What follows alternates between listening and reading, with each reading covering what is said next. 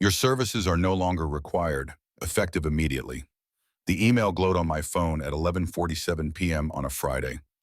After 3 years of sacrificed weekends, missed family events, and 70-hour work weeks, I was fired through 5 cold words in an email. I stared at my screen, hands shaking, as 3 years of loyalty evaporated into digital nothingness. My name is Daniel Morgan. Until that moment, I was the senior project manager at Vertex Technologies, a fast-growing software company. I'd helped build the company from a scrappy startup to an industry player. Now I was nothing.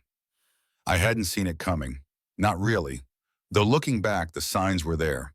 My boss, Richard Keller, had been increasingly hostile for months. Small criticisms became public humiliations. Reasonable deadlines became impossible demands. But I kept pushing, believing hard work would win out. The Monday before the firing, Richard had called me into his glass-walled office. The entire floor could see us, but not hear us. "The Meridian project is behind," he said, not looking up from his laptop. "I need it completed by Friday."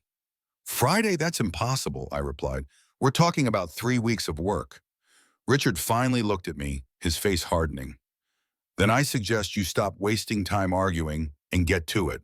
Your performance review is coming up." The threat was clear. I nodded and left, already calculating how many all-nighters it would take. I texted my wife, Sarah. "Won't be home much this week. Big deadline." Her response came quickly. "Again? Danny, you promised we'd talk about this." I didn't reply. What could I say? That I was terrified of losing the job that paid our mortgage and my mother's medical bills? That my boss had become increasingly erratic and demanding? Instead, I worked and worked and worked. For 4 days, I barely left the office. I slept on the break room couch, showered in the company gym, and subsisted on vending machine snacks and coffee. My team, loyal despite everything, stayed late to help, but I insisted they go home by midnight. This was my battle. By Friday afternoon, the impossible had happened. The Meridian project was complete, ahead of schedule and under budget. I'd even added features Richard hadn't requested. I was exhausted but triumphant as I knocked on his office door at 4:30 p.m. "It's done," I said, unable to keep pride from my voice. "Full implementation, with bonus features for the client." Richard barely glanced at me. "Put the files on the server. I'll review them later." "Don't you want a walkthrough? There are some innovative solutions." I said I'll review them later. He checked his watch. "I have a dinner meeting." I stood there swaying slightly from exhaustion. "Richard, my team killed themselves to make this happen. Some recognition would—" "Recognition?" He laughed, cold and sharp. "For doing your job. That's what the paycheck is for, Daniel. Now, if you'll excuse me." I watched him leave, briefcase in hand, not a care in the world. I dragged myself home, fell into bed, and slept for 14 straight hours. Then came the email. "Fired." Just like that. I read it again, thinking it must be a mistake. But the words didn't change. "Your services are no longer required. Effective immediately. Company property must be returned by Monday. HR will process your final check." No explanation, no thank you for the years of service. Nothing. I called Richard immediately, straight to voicemail. I texted, no response. I emailed HR. Auto reply, "Our offices are closed until Monday." Sarah found me at the kitchen table at 3 a.m., staring at my phone. "Danny, what's wrong?" When I told her, she didn't believe it at first. Then she was furious. "After everything you've given them? After this week? That's illegal, isn't it?" "I don't know," I said numbly. "Maybe, probably not. Georgia's an at-will state." "We'll fight this," she said, grabbing my hand. Her touch anchored me when I felt like I was floating away. "You have documentation, emails, performance reviews. This isn't right." I nodded, but inside I felt hollow. What was the point? Richard had won. I'd given everything to that job, and in the end, it meant nothing. The weekend passed in a blur. I couldn't sleep, couldn't eat, kept checking my email, hoping for some explanation, some retraction. Nothing came. Monday morning, I drove to Vertex to return my laptop and badge. The security guard, Jim, who'd greeted me by name for 3 years, looked uncomfortable. Sorry, Mr. Morgan. I have instructions to collect your items at the door. You're not authorized to enter. I handed over to my things, feeling like a criminal. Can I at least talk to someone in HR? They said you should direct all questions to email. Jim wouldn't meet my eyes. I'm real sorry, sir. As I turned to leave, I spotted Richard through the lobby windows, laughing with the CEO. He saw me, his smile faltered for just a second, then he turned away. That's when anger finally broke through the shock. This wasn't just unfair, it was calculated. Richard had pushed me to complete the Meridian project, then disposed of me before I could get any credit. But why? I spent the next few days sending out resumes, calling contacts, trying to salvage my career. The responses were polite but evasive. We'll keep your resume on file. No openings at the moment. Something was wrong. Then my friend Marcus from Vertex called. Dude, you need to know what's happening. Richard's telling everyone you had a meltdown and abandoned the Meridian project. He's saying he had to step in and fix everything himself. The pieces clicked into place. He's taking credit for my work. Exactly. He presented it to the executive team yesterday. Got a standing ovation. There's talk of a promotion. I felt sick. 3 years of 70-hour weeks, of missed birthdays and anniversaries, all to build a reputation that Richard had destroyed in 3 days. There's more, Marcus said, his voice dropping. The team's being split up. Half are being assigned to other projects, half are being let go. Richard's saying the Meridian project proved we're overstaffed. My team, the people who'd stayed late to help me, who'd believed in me, they were paying for my firing too. I have to do something, I said. Like what? It's your word against his, and he's got the ear of the CEO. He was right, I had no proof. Richard had made sure of that by taking my laptop, which contained all my project files and emails. Without evidence, I was just a disgruntled ex-employee. That night, Sarah found me in our home office, surrounded by printouts of old emails I'd forwarded to my personal account. Danny, it's 2 a.m. Come to bed. I can't. I need to find something, anything that proves what Richard did. She sat beside me, pushing aside papers to take my hand. Even if you find something, what then? Sue them? That could take years. I don't know, I admitted, but I can't just let him win. Not after what he's doing to the team. Sarah studied my face, then nodded. Okay, but you're not doing this alone. She grabbed a stack of papers. What are we looking for? For hours, we combed through everything I had, emails, performance reviews, project plans. There was plenty showing I was a good employee, but nothing that directly proved Richard's sabotage. At 4:30 a.m., Sarah gasped. Danny, look at this. She handed me an email from 6 months ago, one I'd completely forgotten. It was from Richard to the team, praising my leadership on a previous project and specifically mentioning my innovative approach to system architecture. The exact phrase he was now using to describe his supposed contributions to Meridian. It's something, I said, but not enough. We need more. Maybe we're thinking about this wrong, Sarah said. Richard took your laptop, but what about your team's computers? Would they have emails, drafts, anything showing your work? I thought about it. Maybe, but they can't risk their jobs for me. You said Richard's firing half of them anyway. What do they have to lose? She was right. The next morning, I called the team members I trusted most. 3 agreed to help. Zoe, my lead developer, Raj, our systems architect, and Tina, our QA specialist. All were furious about what was happening. He's dismantling everything we built, Zoe said. I'm already looking for another job. I've been keeping records, Raj added, ever since he started acting strange. Something felt off. Over the next 2 days, they discreetly gathered evidence. Emails, meeting notes, timestamps, showing when files were created and modified. It wasn't just about the Meridian project anymore. A pattern emerged. Richard had been taking credit for his team's work for months, while simultaneously setting them up to fail. He's been planning this purge for a while, Tina said during our clandestine meeting at a coffee shop. Look at these resource allocations. He's been deliberately understaffing critical projects, then blaming the failures on team members. But why? I asked. What does he gain by destroying his own department? Control, Raj said simply. Fewer people means fewer witnesses, and he gets to rebuild with people loyal only to him. It made a sick kind of sense. Richard wasn't just a bad manager. He was deliberately sabotaging his own team to consolidate power. But knowing the truth and proving it were different things.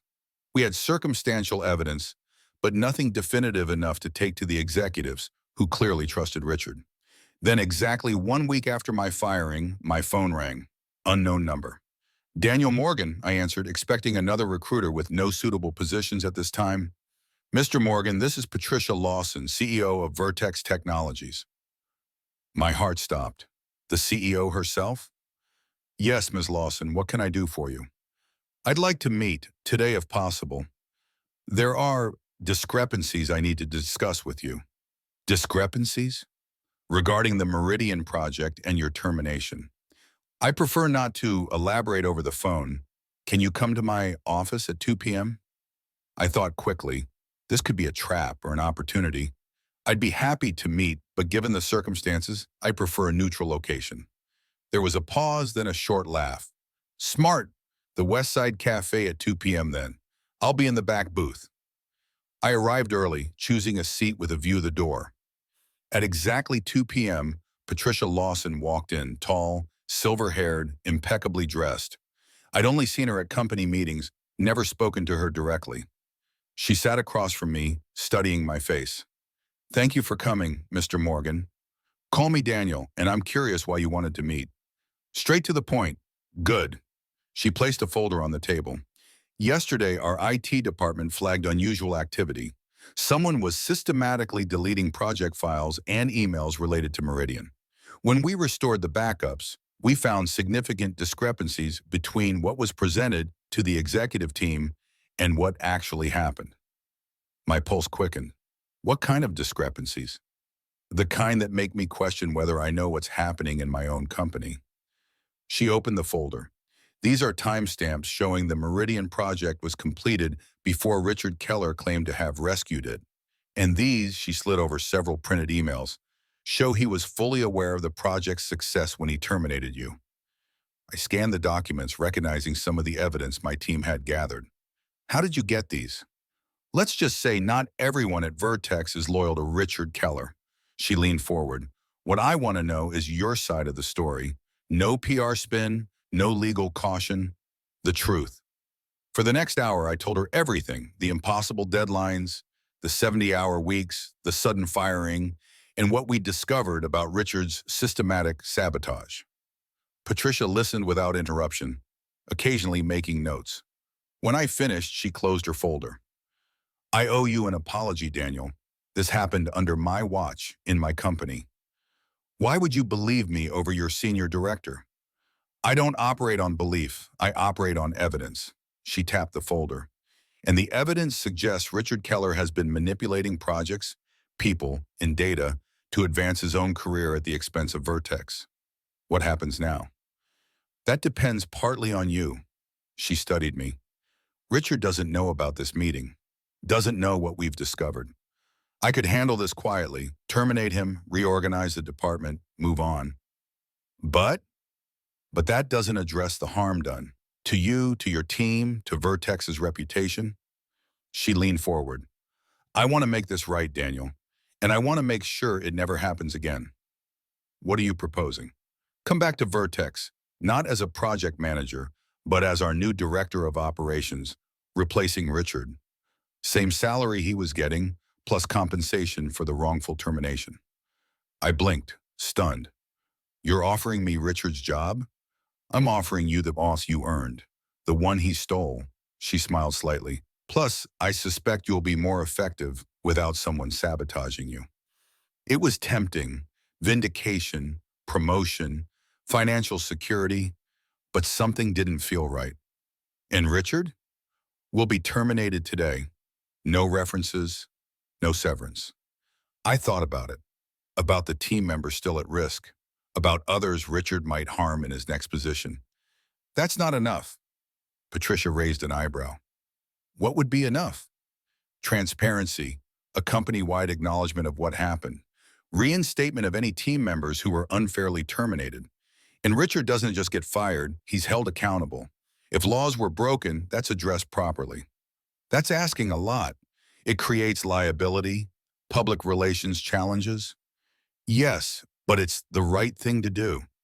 I met her gaze steadily. You said you want to make sure this never happens again. That requires acknowledging it happened in the first place. For a long moment, she was silent. Then she nodded slowly. You're right. Sweeping it under the rug just enables the next Richard Keller. She extended her hand. We have a deal, Director Morgan. When can you start? 1 week. I need time to talk to my team first. Your team. The people who helped expose the truth. They risked their jobs for what was right. Before I accept any position, I need to make sure they're protected. Patricia smiled genuinely this time. I think Vertex is going to be in very good hands. The next day, Richard Keller was escorted from the building. The day after, Patricia sent a company-wide email explaining the situation, not in vague corporate speak, but in clear terms about ethical violations and accountability. My first day as director of operations, I walked into Vertex with my head high. Jim, the security guard, grinned as he handed me my new badge. Welcome back, Mr. Morgan. Or should I say, Director Morgan. Daniel is still fine, Jim. As I reached my new office, Richard's old space, I found my team waiting. Not just Zoe, Raj, and Tina, but everyone, including those who'd been let go and were now being reinstated. Zoe stepped forward. We wanted to say welcome back, and thank you for not forgetting us. I could never forget the people who stood by me when it mattered most. I looked around at their faces, tired but hopeful. Now let's rebuild this department the right way, together. That afternoon, I cleared Richard's things from the office and found a framed quote on his desk. The measure of a man is what he does with power. I kept it as a reminder, not of Richard, but of the choice we all face when given authority over others. We can use it to elevate ourselves by pushing others down, or we can use it to lift everyone up together. 3 months later, the Meridian project launched to industry acclaim. The client specifically praised the innovative architecture, my team's work, now properly credited. Richard, I heard, was struggling to find employment as the truth about his management style spread through industry channels.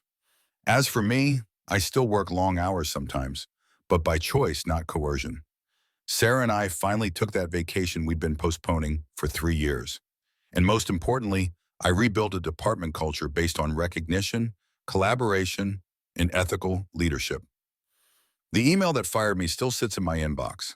I keep it as a reminder that career success means nothing if it comes at the cost of your integrity. Because in the end, your reputation isn't built on what you achieve, but on how you achieve it. And that's something no one can take away with a 5-word email.